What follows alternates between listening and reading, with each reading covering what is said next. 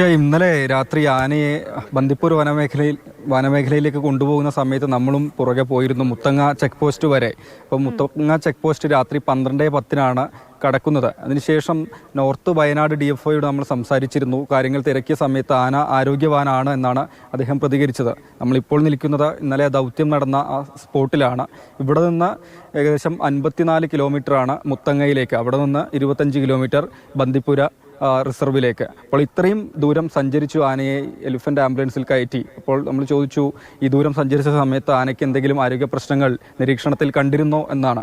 അപ്പോൾ പ്രശ്നങ്ങളൊന്നുമില്ല, ആന ആരോഗ്യവാനാണ് എന്നൊരു പ്രതികരണമാണ് ആ ഒരു ഘട്ടത്തിലും അദ്ദേഹത്തിൻ്റെ ഭാഗത്തു നിന്നും ഉണ്ടായത്. പിന്നീട് ബന്ദിപ്പൂരിൽ എത്തിച്ചതിന് ശേഷമാണ് ആനയ്ക്ക് ഈ ആരോഗ്യ പ്രശ്നങ്ങളുണ്ടായത്, കുഴഞ്ഞു വീണത് എന്നാണ് ഉദ്യോഗസ്ഥരുടെ ഭാഗത്തു നിന്ന് ലഭ്യമായ വിവരം. നമ്മളിപ്പോൾ നിൽക്കുന്ന ഈ സ്ഥലത്താണ് ആന ഇന്നലെ രാവിലെ മുതൽ തന്നെ നിലയുറപ്പിച്ചത്. പ്രത്യേകിച്ച് വെള്ളം കുടിക്കാനൊന്നും കിട്ടിയില്ല എന്നത് ആനയുടെ ആരോഗ്യത്തെ ബാധിച്ചിട്ടുണ്ടാകണം.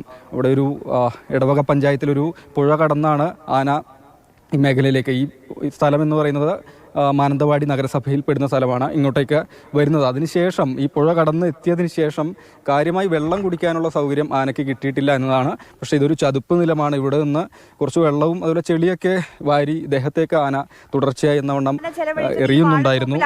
അങ്ങോട്ടേക്ക് ഓടി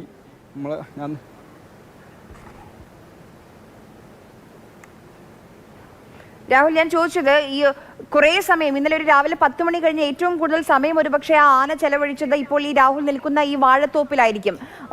പക്ഷെ എന്നിട്ട് പോലും ആ വാഴത്തോപ്പായിട്ട് പോലും അവിടെ കാര്യമായ ഒരു തീറ്റ എടുക്കുന്നതൊന്നും നമ്മൾ കണ്ടിരുന്നില്ല. അപ്പോൾ അവശനായിരുന്നു ആ സമയത്തെ എന്നാണോ?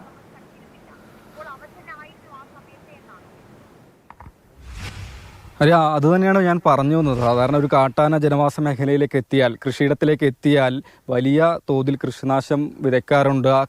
കൺമുന്നിൽ കാണുന്നതെല്ലാം, യാത്രയ്ക്ക് തടസ്സമായി നിൽക്കുന്ന സാധനങ്ങളെല്ലാം തല്ലി തകർക്കാറൊക്കെയുണ്ട്. പക്ഷേ തണ്ണീർ ഇതിൽ നിന്നൊക്കെ വ്യത്യസ്തനായ ഒരു കൊമ്പനായിരുന്നു. കുറേ സമയം ഈ വാഴത്തോട്ടത്തിലൂടെ അങ്ങോട്ടും ഇങ്ങോട്ടേക്കും ഓടിയിരുന്നു പല ഭാഗങ്ങളിലേക്കായി. ഇവിടെ നിന്ന് ഞാൻ നിൽക്കുന്ന നേരെ ഡയറക്ഷനിൽ മാനന്തവാടി ടൗണാണ്.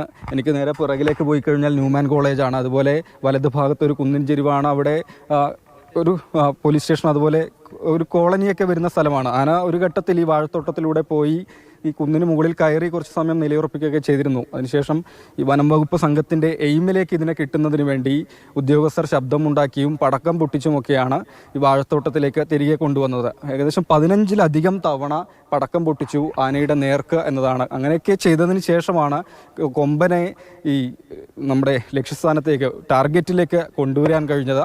ആ ഘട്ടത്തിൽ പോലും ആന പ്രകോപിതനായില്ല. ഒരു ഘട്ടത്തിൽ 100-ലധികം ഉദ്യോഗസ്ഥരാണ് ഈ മിഷന്റെ ഭാഗമായത്. 144 പ്രഖ്യാപിച്ചിട്ടും അത്രയധികം ജനങ്ങൾ ഈ ഒരു മിഷൻ കാണാൻ വേണ്ടി അവിടേക്ക് എത്തിയിരുന്നു. എന്നിട്ട് പോലും ഒരു തരത്തിലും ആന പ്രകോപിതനായിരുന്നില്ല എന്ന് നമ്മൾ കണ്ടതാണ്.